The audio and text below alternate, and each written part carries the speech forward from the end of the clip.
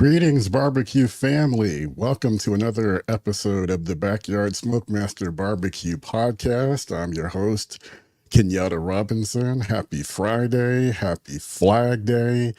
Glad and I thank you in advance for joining me, spending a little bit of time and join in the conversation. I say it every week that the comments, the questions, the feedback that we get during this live stream is the engine that drives the show.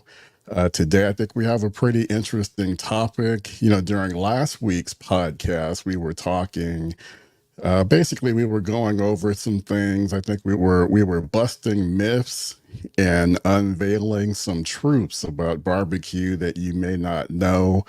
And at some point during the conversation, we got to talking about cold smoking.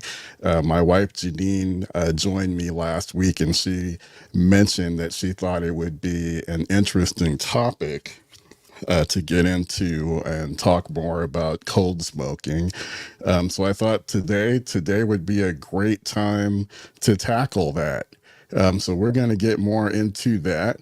And, you know, as we go through this discussion, you know, please feel free, jump in at any time if you have a question, if you have a comment. All right, so let me get let's get the presentation up here. And let's get everything set up here, and let's get into the discussion. And as we go through this, you know, if you would like to get a copy of this presentation, all you have to do is go to backyardsmokemaster.com/cold smoke. Sign up, and you can get this this presentation for future reference. As we get started, let's say hello to friend of the program, correctional officer for lockdown. Good evening, Backyard family. Great topic.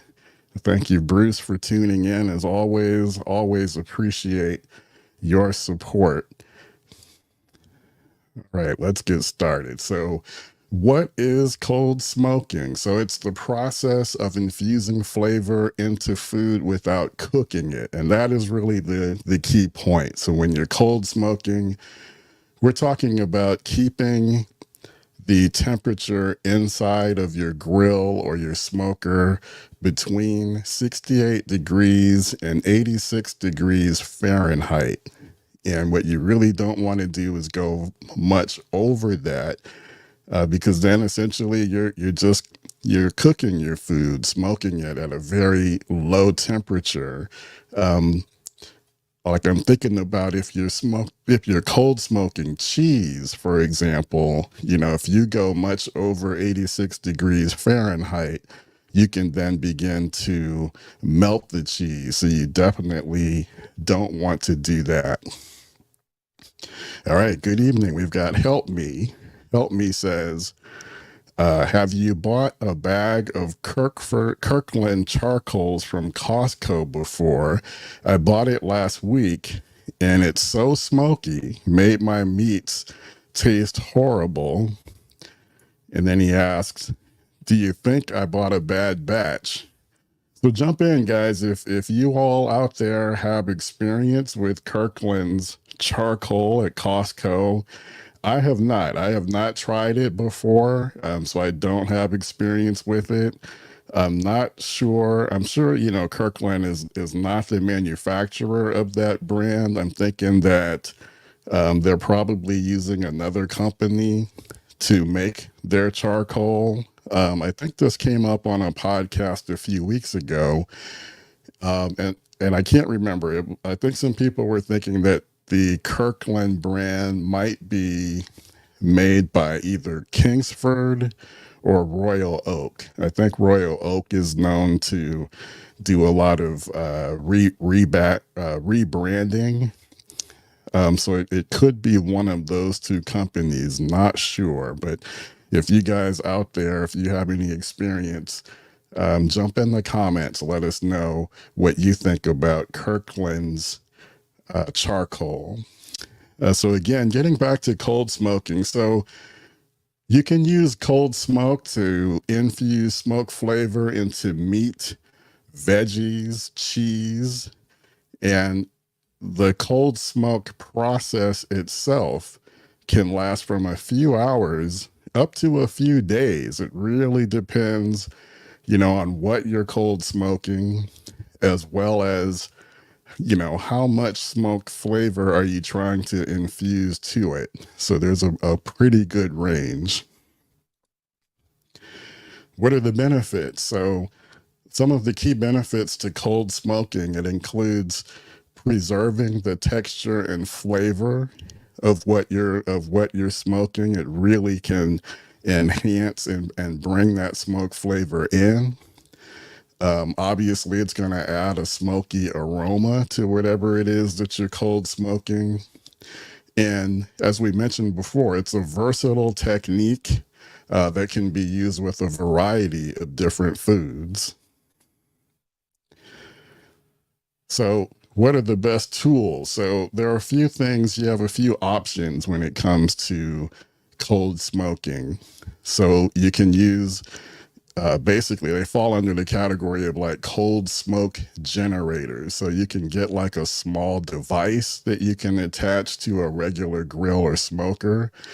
And generally, what these types of devices, these generators do, is they work by burning wood chips or pellets at a very low temperature to generate smoke. And I put in here a couple of examples. So one of them, I don't have personal experience with this one, but this one is Smoke Daddy cold smoke generators. They make these devices that are designed to produce cool smoke. They'll either work with wood chips or pellets. They are very good at holding temperatures between or typically below 100 degrees. And the prices on these range typically between $25 and $125. So if any of you out there have any experience with Smoke Daddy cold smoke generators, please let us know. Put that in the comments. Now, this next one, I do have personal experience with this, the Amazing Smoker Tube. And these are great. They don't cost much, really easy to use. It's a simple and effective solution. Basically, all you do is you fill that tube up with pellets, you light one end, and then just let it smolder, and it'll last for hours. And what's cool about the Amazing Smoker Tube is, you can put it inside of any grill or smoker that you're using, including gas. So, of course, one of the big downfalls to gas grills, is that they don't generate smoke. I mean, that's the big downfall, and really kind of what makes them a lot like, just cooking on an oven, but you're outside. But one thing you can do if you do have a gas grill is if you get like an Amazing Smoker Tube, you can put that inside of your gas grill while you're cooking, and that will help add some smoke flavor to whatever it is that you're cooking. They can also be used to enhance the smoke flavor. Maybe you're using a pellet grill, and the big criticism about pellet grills is that the smoke profile on them are typically very light. So while you're smoking something with a pellet grill, you might want to add an Amazing Smoker Tube as well. So you can use the tube for both cold and hot smoking. And yep, the prices on these are very affordable as well. Now, correctional officer mentions that he plans to add a smoke box to his arsenal. So yeah, I think it's a good additional accessory to have for sure. All right, let's keep it moving. So when you're cold smoking, Some foods are going to work really well, with the cold smoking process. So hard cheeses like cheddar, Gouda, and Parmesan, smoke really does complement cheese flavor. But again, you got to make sure that you're keeping that temperature low, keep trying to keep it definitely below 100 degrees Fahrenheit inside of your grill or smoker, because you don't want to melt the cheese during the cold smoking process.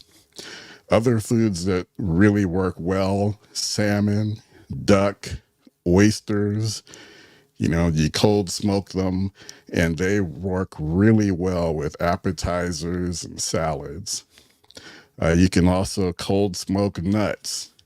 You can do almonds, pecans, walnut. That will add a complexity, a rich flavor. I know you can also do things. I've actually tried this before. You could do like snack food like crackers, um, pretzels, Cheez-Its. I've heard a lot of people do Cheez-Its you can cold smoke. So lots of different things that you can cold smoke and add the smoke flavor to. Just remember, smoke is just another ingredient. Another one that's good is bacon. Bacon will take on a subtle smoke flavor. And then, of course, you can also cold smoke spices. We've all seen them in the store, things like smoked paprika. You can buy it in the store, but you can smoke it yourself. So paprika, cumin, coriander, the cold smoking process elevates the flavor, on spices as well.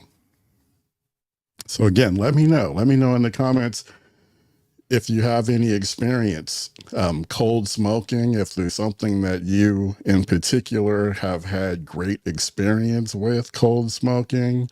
Definitely want to know.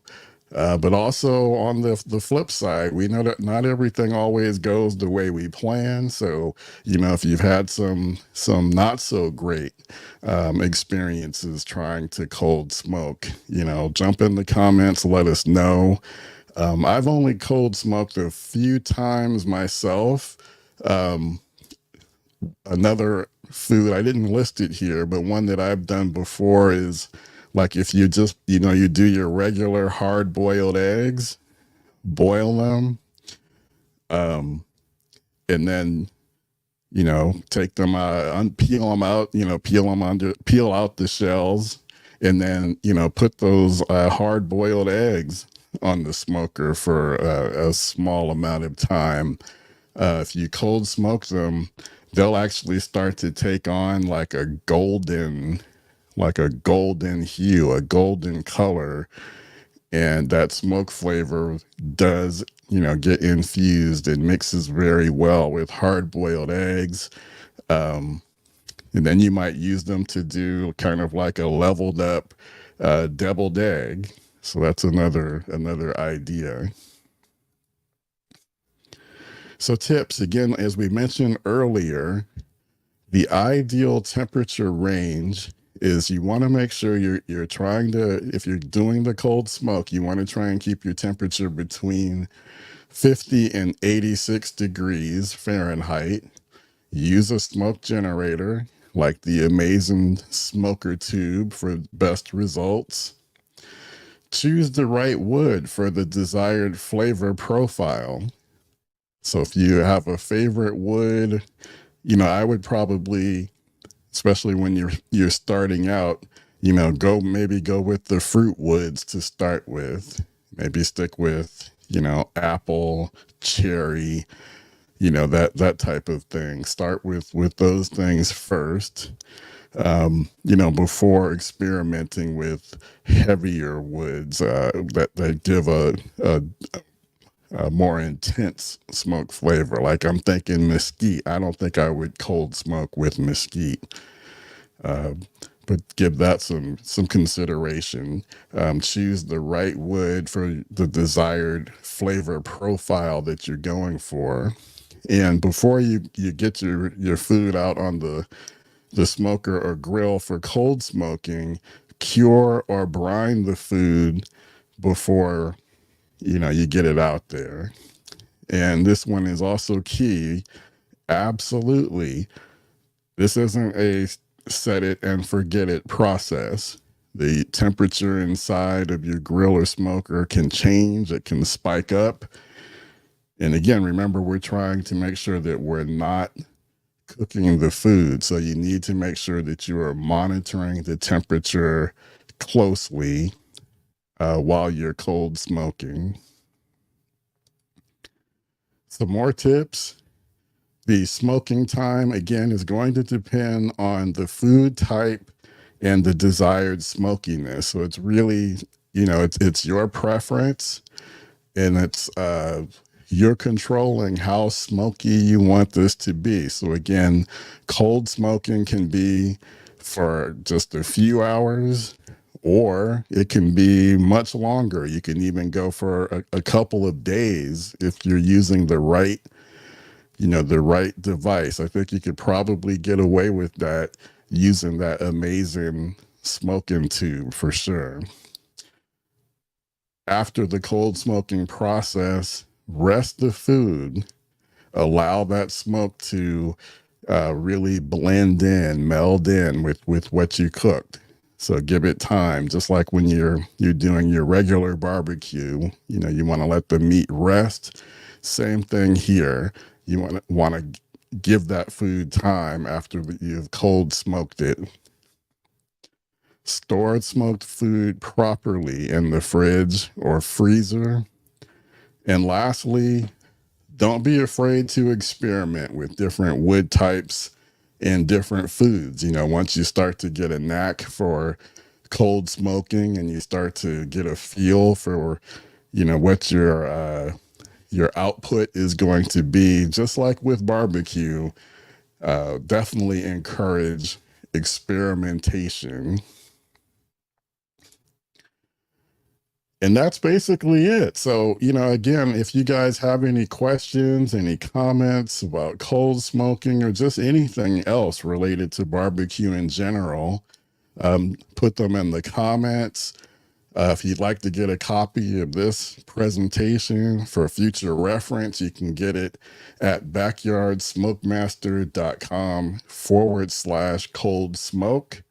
Enter your information and we'll make sure to get that to you. All right.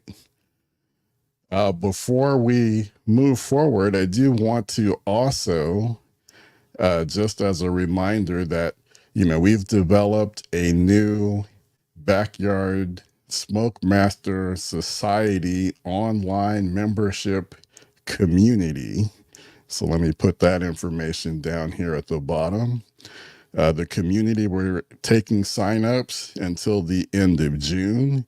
We're gearing up. We're going to have a virtual cookout on the 4th of July for members. So definitely, if you love talking about barbecue, we would love to have you in the community. And correctional officer says, cold smoking is definitely a challenge. Yeah, I do agree with that.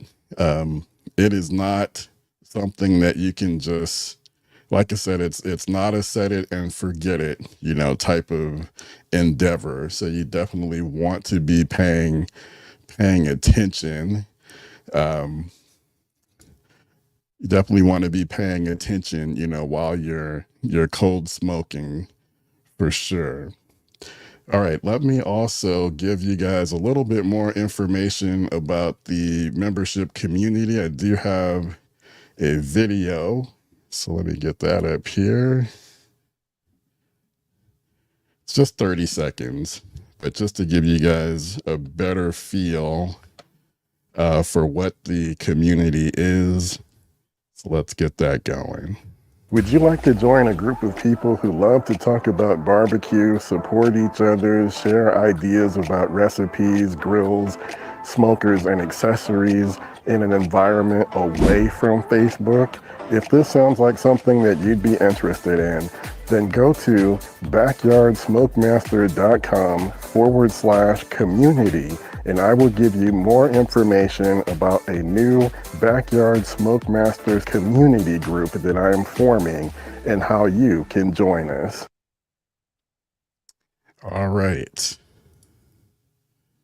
Let's see, let me get myself back up on the screen. So again, the Backyard SmokeMaster Society is a new online membership community. It's, think of it as kind of like Facebook, for barbecue fans, barbecue enthusiasts, but it's not on Facebook. But we're going to do some things, we're sharing recipes, sharing experiences with our grills, our smokers, what we're hoping to buy next.